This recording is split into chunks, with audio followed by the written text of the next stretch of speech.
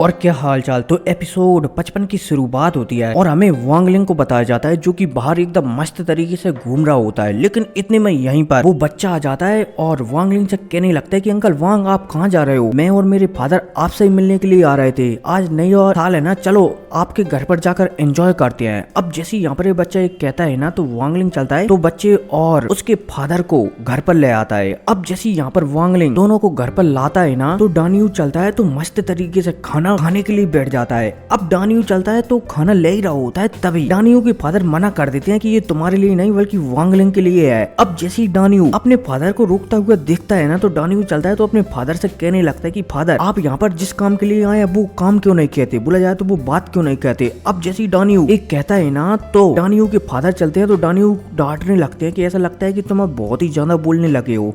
वांगलिंग चलता है तो डानियू के फादर से पूछने लगता है कि क्या काम है मुझे बताओ। डानियू के फादर चलते हैं तो हिचकिचाते हुए कहने लगते हैं कि वो क्या है ना कि जो मेरा धंधा है ना, बोला जाए तो मेरी लोहे की दुकान है ना, उसे अब मुझे बड़ा करना है और उसे बड़ा करने के लिए मुझे कुछ पैसों की आवश्यकता है। अगर तुम मुझे 30 सोने के सिक्के दे देते हो तो मैं पास वाली एक दुकान खरीद लूंगा जिसकी सहायता से मैं अपने धंधे को बड़ा कर सकता हूँ। अब जैसे ही यहाँ पर डानियू के फादर एक कहते हैं ना तो डानियू चलता है तो कहने लगता है कि नहीं फादर झूठ बोल रहे हैं, 30 ग्राम सोने कुछ भी नहीं होगा, माँ ने कहा था कि कम से कम 80 ग्राम सोने की आवश्यकता पड़ेगी। अब जैसे ही डानियू एक कहता है ना तो वांगलिंग चलता है तो उठता है और फिर उठकर थोड़ा सा सोना का एक टुकड़ा लाता है और डानियू के फादर को दे देता है। अब जैसे ही डानियू के फादर ये देखते हैं कि वांगलिंग उसे सोना देना चाहता है तो डानियू के फादर बहुत ही ज्यादा खुश हो जाते हैं और वांगलिंग से कहने लगते हैं कि मैं आपको ये बहुत ही जल्दी चुका दूंगा। अब जब वांगलिंग डानियू को बोला जाए तो डानियू के फादर को ऐसा कहते हुए दिखता है ना तो वांगलिंग मना कर देता है कि वापस लौटाने की जरूरत नहीं है, आप सिर्फ मुझे वाइन और खाना भेज दिया करो। अब जब डानियू के फादर यहाँ पर वांगलिंग की बात सुनते हैं ना तो वो और भी ज्यादा खुश और वांगलिंग से प्रसन्न हो जाते हैं और यहाँ पर वांगलिंग को प्रणाम वगैरह कर चले जाते हैं। अब जैसे डानियू के फादर यहाँ से जाते हैं ना तो वांगलिंग सोचने लगता है कि मुझे पता नहीं कितना समय हो गया यहाँ पर रहते रहते, लेकिन ये इंसान छोटी छोटी बातों पर भी कितने ज्यादा खुश हो जाते हैं। अब भाई साहब यह कहती वांगलिंग महसूस करने लगता है कि उसकी जो रेड कलर की शक्तियां है ना, किलिंग ऑरा, वो धीरे धीरे गायब होने लगा है। वांगलिंग समझ जाता है कि कुछ और दिनों बाद शायद उसका जो रेड ऑरा है ना वो पूरी तरीके से गायब हो जाए और वो एक फिर से ह्यूमन बन जाए। अब पलक झपकती 6 साल गुजर जाती हैं और हमें 6 साल बाद का सीन बताया जाता है जहाँ पर जो डानियू था ना वो बहुत बड़ा हो चुका था, बोला जाए तो मेरे ख्याल से 15-16 साल का हो चुका था। और डानियू ने आज के दिन वांगलिंग को अपने घर इनवाइट किया था ताकि 6 साल पहले वांगलिंग ने जो डानियू को कर्जा दिया है ना डानियू के फादर को वो चुका सके। अब यहाँ पर हमारा वांगलिंग चलता है तो डानियू के घर आता है और एकदम से एंजॉय करते हैं। डानियू के फादर चलते हैं तो वांगलिंग से कहने लगते हैं कि आज से कुछ सालों पहले मैंने तुमसे जो पैसे उधार लिए थे ना वो मैं आज वापस चुका रहा हूँ, क्योंकि जो मैंने शॉप खरीदी थी ना अब उससे बहुत ही अच्छी इनकम हो रही है। अब जैसे ही डानियू के फादर हमारे वांगलिंग को उसके पैसे वापस करते हैं ना तो वांगलिंग मना कर देता है कि मैंने कहा ना कि इन्हें देने की कोई भी जरूरत नहीं है। लेकिन डानियू के फादर और डानियू की मोम के समझाने पर वांगलिंग चलता है तो वो पैसों को अपने पास रख लेता है, क्योंकि हमारा वांगलिंग डानियू के फादर का दिल तोड़ना नहीं चाहता था। अब इसी के साथ सीन चुप होता है और पर हमें बताया जाता है कि जो 6 साल गुजरे हैं ना उन 6 सालों में वांगलिंग से बहुत से लोगों ने कर्जा लिया है, इसलिए आस पास में जितनी भी दुकानें हैं ना वो अधिकतर वांगलिंग की ही हो चुकी हैं, क्योंकि जो भी बंदा वांगलिंग से पैसे उधार लेता है वो उसके पैसे चुका ही नहीं पाता, या फिर बोला जाए तो वांगलिंग उससे पार मतलब कि कभी मांगने के लिए नहीं जाता, इसलिए सामने वाला बंदा वांगलिंग को वो पैसे देता ही नहीं है। इसके बदले वो अपनी दुकान वांगलिंग को ही दे देता है, इसलिए यहाँ पर अधिकतर दुकानें वांगलिंग के नाम पर ही हो गई हैं। अब इतने में सीन शिफ्ट होता है और पर हमें एक रेस्टोरेंट का सीन बताया जाता है यहाँ पर वांगलिंग खाना खाने के लिए गया हुआ था। अब जैसे यहाँ पर वांगलिंग आता है ना तो हमें पता चलता है कि जो रेस्टोरेंट है ना ये भी वांगलिंग का ही है, क्योंकि रेस्टोरेंट के मालिक को भी वांगलिंग ने कर्जा दिया था लेकिन मालिक ने पैसे चुका ही नहीं पाया, इसलिए यहाँ पर जब भी वांगलिंग आता है ना तो उसका यहाँ पर खाना एकदम फ्री रहता है। अब वांगलिंग यहाँ पर खाना खा ही रहा होता है तभी वो यहाँ पर एक बुड्ढे को देखता है और जो बुड्ढा और कोई नहीं बल्कि वही बुड्ढा होता है जिसने आज से 8 साल पहले हमारे वांगलिंग का काटा था। अब जब हमारा वांगलिंग इस बुड्ढे को देखता है ना तो वांगलिंग भी थोड़ा सा हैरान हो जाता है, लेकिन अभी बुड्ढा चलता है तो सीधा जो नौकर है ना उसे कुछ पैसे देता है और सीधा हमारे वांगलिंग की कुर्सी पर आकर बैठ जाता है। हालांकि ये नौकर चलता है तो इस बुड्ढे को यहाँ से हटाने वाला था, तभी वांगलिंग मना कर देता है कि बैठने दो। अब इतने में ये बुड्ढा वांगलिंग को देखता है ना तो ये बुड्ढा भी थोड़ा सा हैरान हो जाता है और वो समझ जाता है कि तुम तो पूरी तरीके से बदल चुके हो। ऐसा लगता है कि तुम्हारी जो प्रोसेसिंग है ना वो बहुत ही तेजी से हो रही है। अब जब हमारा वांगलिंग इस बुड्ढे की बात सुनता है ना तो इस बुड्ढे को नजरअंदाज कर देता है, लेकिन इतने में अब जो बुड्ढा चलता है तो हमारे वांगलिंग को कुछ ज्ञान की बातें बताने लगता है कि तुम्हें सोल फॉर्मेशन पर पहुंचना है ना, मैं तुम्हें पहुंचा सकता हूँ।